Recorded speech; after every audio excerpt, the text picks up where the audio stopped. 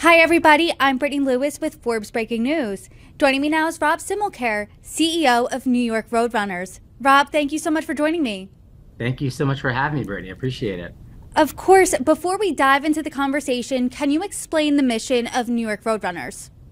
Absolutely. Our mission is to help and inspire people through running. And that really is all about helping people get into the sport of running, helping them to get the most they can out of the sport of running, to stay in the sport of running, and just to kind of accompany them on their journey as runners. People can get so much out of running depending on the way that they want to approach it. It can be something to improve their physical health. It can be something to improve their mental health. It can be something that they do because they want to support a cause. And we've got so many runners who come to our TCS New York City Marathon to support causes. So running can take so many different forms.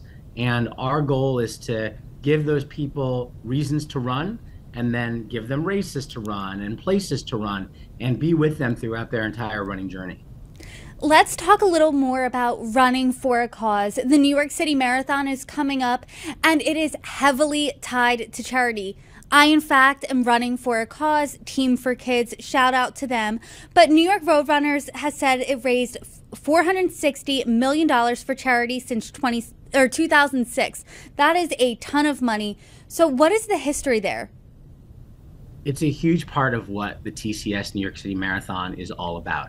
The way it works is we give not-for-profit organizations bibs into the marathon. There's a deal with them. They get bibs. They turn around and they have a fundraising threshold that a runner has to meet to earn that bib. So it could be $2,000, $3,000, and these organizations they basically generate, in some cases, hundreds of thousands or millions of dollars for their causes by having these runners run with the bibs that they get. And not only do they run for that cause, but in a lot of cases, the organizations will give them training opportunities. I ran my last marathon with a charity called Fred's Team, which benefits Memorial Sloan Kettering Cancer Hospital. And they were incredible group runs and all kinds of community building around the experience of running for Fred's Team.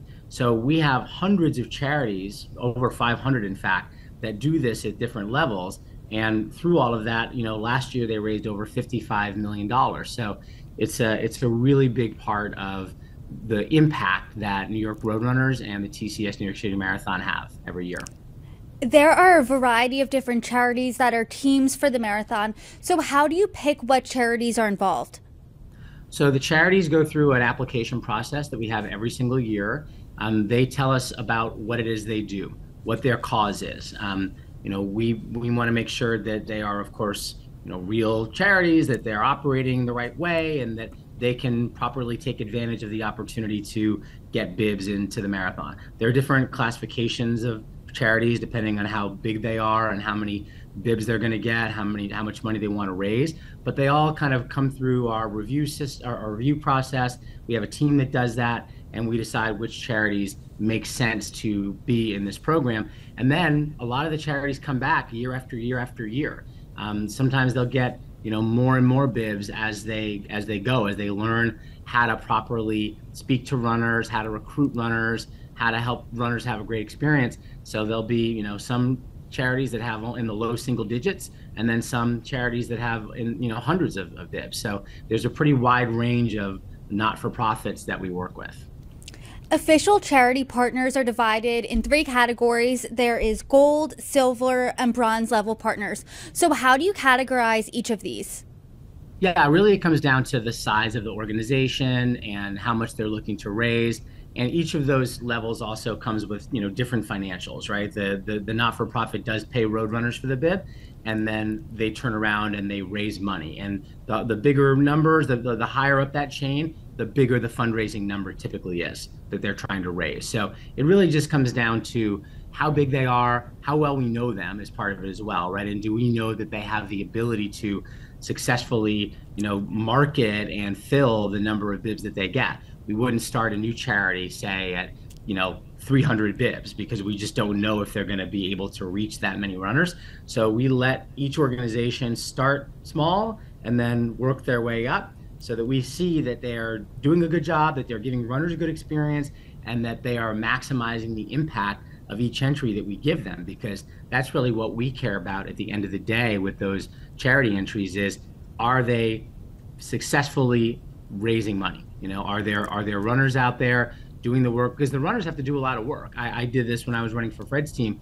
They have to go and send emails to their friends and colleagues and get people to sponsor them. We don't really want folks who just write a check, right? That's not really what we want. We don't want runners who don't actually go out and do the work and fundraise. We want them to actually, spread the word about their running, raise money from friends and family. Ideally, that's what all the runners would do. So we, see how each organization does every year, and then we go from there. I believe earlier in this conversation you said over 50 million was raised last year for charity. How much has been raised so far? Do you know a rough estimate for charity in 2023? We don't have that yet. That's a number that we typically get after the marathon. Each of the organizations reports to us how they did. And so we get that data in after the marathon. And we usually, I think it's a month or two after the marathon, we'll put out the grand total that was raised each year. But we're always looking to raise our game. And so we're looking to beat last year's total. I'm definitely excited to see that number. And do you have any idea of how many of the runners running the marathon are running for a cause? Yeah, I think the number, the last time I looked, was about 12,000. So we have a really nice chunk of runners. Remember, there are about 50,000 or so finishers that we expect to have on Marathon Day. And we expect about 12,000 of those to be running for a cause. That's incredible. And anything exciting that you're looking forward to for the marathon? It is coming up very closely. Well, we're so excited, and I want to just talk about what you're doing in terms of who you're running for, and you're running for Team for Kids, which we love. And Team for Kids is our own charity brand. So New York Roadrunners is itself a not-for-profit organization. Team for Kids raises money for all the youth and the community programs that we have throughout the entire year at New York Roadrunners. We have a program called Rising New York Roadrunners, which created a set of running programs and what we call physical literacy programs for kids in schools in the New York City area and actually throughout the country. We serve over 100,000 kids every year through Rising New York Roadrunners. We have other community programs like Open Run, which is a free running program that takes place in city parks in all 5 boroughs of New York City. People can go and run week in and week out for free. We have a great program called Run for the Future, which is a program for high school aged girls, usually seniors in high school or going into college. And we take twice a year about 24 girls who have never really been runners, and we turn them into runners. We teach them how to run. We give them experience about running and beyond running as well. And they all graduate at the end of that program. It's about 8 weeks by running a 5K. So we introduce new kids to running every single year. So, those are just some of the programs that runners like you, when you run for Team for Kids, are supporting.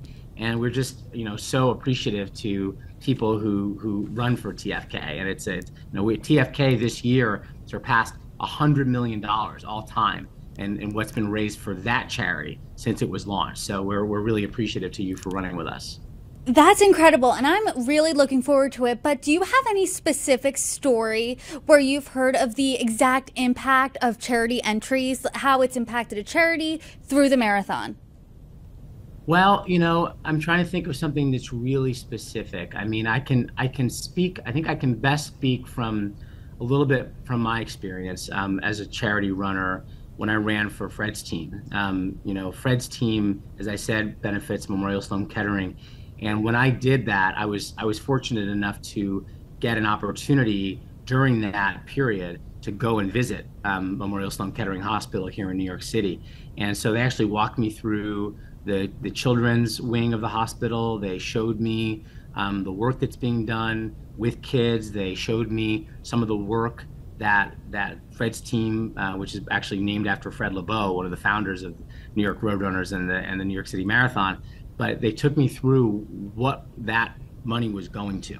And I can tell you from that experience how meaningful that was for me and the other runners, because it's one thing to know you're running for a charity, and I chose Fred's team that year because my aunt had passed away from breast cancer the year before, and so I that's why I chose Memorial Sloan Kettering to run for, but seeing it with my own eyes, right? Seeing the doctors, seeing the kids and the patients who are benefiting from what we were doing was incredibly inspirational, and it gave me a lot more focus and a lot more motivation, I think, to run the marathon that year. And I still remember during that race running past Memorial Sloan Kettering, the hospital's on the route. They had patients and doctors and all there kind of cheering the runners on who are wearing those orange Fred's team jerseys. So, that's a memory I have from running for a charity myself that, was pretty specific and definitely was a huge motivator. I got chills. I mean, I was inspired myself by just watching the marathon. So I am excited to be out there. I'm excited to see you, hopefully, on the route. I'm looking forward to it next week. Rob Simmelkjaer, thank you so much for joining me. I wish you luck, and I will see you at the finish line. Thanks for having me.